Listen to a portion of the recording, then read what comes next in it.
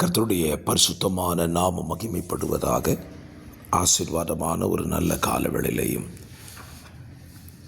கர்த்தருடைய வார்த்தையினால் உங்களை சந்திப்பதில் மிகுந்த சந்தோஷம். கிருபையாய் கர்த்தர் நமக்கு கூட்டி கொடுத்திருக்கிற நாளுக்காக நன்றி சொல்லுவோம். இந்த நாள் 2026 ஆண்டு ஆகஸ்ட் மாதம் 13ஆம் தேதி வியாழக்கிழமை காலவேளை. இந்த காலவெளியிலே வேதம் நம்மை பார்த்து சொல்லுகிற ஒரு வசனத்தை உங்களுக்காக வாசிக்கிறேன்.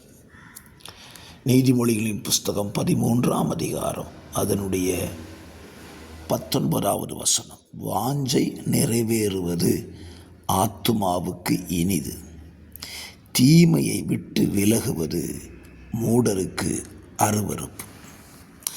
2 காரியத்தை இந்த வசனம் நமக்கு சொல்லுகிறது. ஒன்று, மூடனுக்கு அருவருப்பான காரியம் தீமையை விட்டு விலகுவது. அப்படியானால் ஞானம் உள்ளவனுக்கு எது நன்மையாயிருக்கும்? அவன் வாஞ்சிக்கிறது அவன் வாழ்க்கையில் நிறைவேறுவது அவனுக்கு நன்மையாயிருக்கும். என்னை கேட்கிற கர்த்தருடைய பிள்ளைகளே, பல நேரத்தில் நாம் நினைப்பது போல காரியங்கள் நடைபெறுவது இல்லை. நாம் உடனே என்ன சொல்லுவோம்? சங்கீதத்தில் ஒரு வசனத்தை எடுத்துக்கொள்வோம். அவர் உன் மன விருப்பத்தின்படி உனக்கு தந்தருளி உனது ஆலோசனை எல்லாம் நிறைவேற்றுவாராக என்று சொல்லுவோம். என் மன விருப்பத்தின்படியெல்லாம் ஆண்டவர் தருவாரானால் நான் துன்மார்க்கனாய் மாறுவதற்குரிய வாய்ப்பு இருக்கிறது. அந்த வசனத்தை நாம் தவறாய் புரிந்து கொள்ளக்கூடாது. நமது மன விருப்பம் அல்ல, அவருடைய மனதில் என்ன விருப்பம் இருக்கிறதோ அந்த விருப்பத்தை நாம் விரும்பினால் அது நமக்கு நன்மையாய் வரும். அதைத்தான் இங்கே கொஞ்சம் வித்தியாசமாக சொல்கிறான். வாஞ்சை நிறைவேறுவது ஆத்துமாவுக்கு இனிது. அப்படியானால் ஆத்துமா எதை வாஞ்சிக்க வேண்டும்? தாவீதிட்ட கேட்டால் சொல்லுவான், என் ஆத்துமா ஜீவனுள்ள தேவனுடைய ஆலய பிரகாரங்களில் தங்கியிருப்பதையே நாடுவேன் என்று சொல்லுவான். அவனுக்கு ஆசையெல்லாம் ஆலயத்தில் தங்கியிருக்கணும். அதைத்தான் அவன் வாஞ்சித்தான். சங்கீதம் 27 சொல்லுவான், கர்த்தரிடத்தில் ஒன்றை கேட்டேன், அதையே நாடுவேன், கர்த்தருடைய ஆலயத்தில் ஆராய்ச்சி செய்ய வேண்டும் என்று சொல்லுவான். இன்றைக்கும் நம்முடைய ஆத்துமா எதை வாஞ்சிக்கிறது? நம்முடைய ஆத்துமாவின் வாஞ்சையை கர்த்தர் கவனிக்கிறார். சரீரம் வாஞ்சிப்பது ஏராளம், ஆனால் ஆத்துமா எதை வாஞ்சிக்கிறது?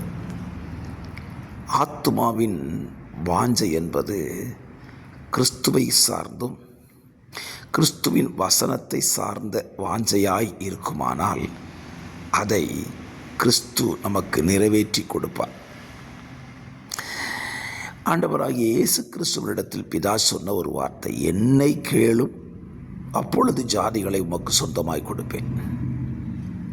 அப்போ நம்முடைய ஆத்துமா தேவன் எதை விரும்புவார் என்று எண்ணி அதை யோசித்து அதை குறித்த ஒரு தாகம் இருக்குமானால் நிச்சயமாய் அதை தேவன் நிறைவேற்ற வல்லவராய் இருக்கிறார்.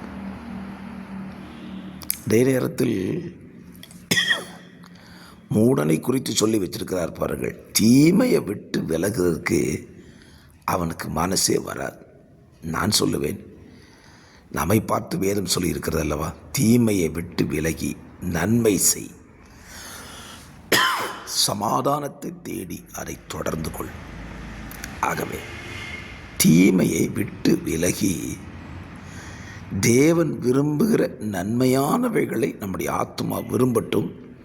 அதை நிச்சயமாய் தேவன் நம்முடைய வாழ்க்கையில் என்ன செய்வார்? நிறைவேற்றி தருவார். ஜெபிக்கலாமா?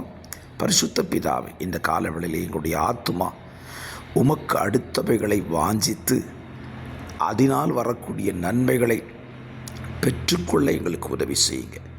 வார்த்தையை கேட்கிற நம்முடைய பிள்ளைகளை அவருடைய ஆத்துமா வாஞ்சிக்கிற நன்மையானவைகளை கொடுத்து அவளை சந்தோஷப்படுத்தும். கிருபையில் மறைத்துக் கொள்ளும். இயேசுவின் நாமத்தில் ஜெபிக்கிறேன் நல்ல பிதாவே, ஆமென்.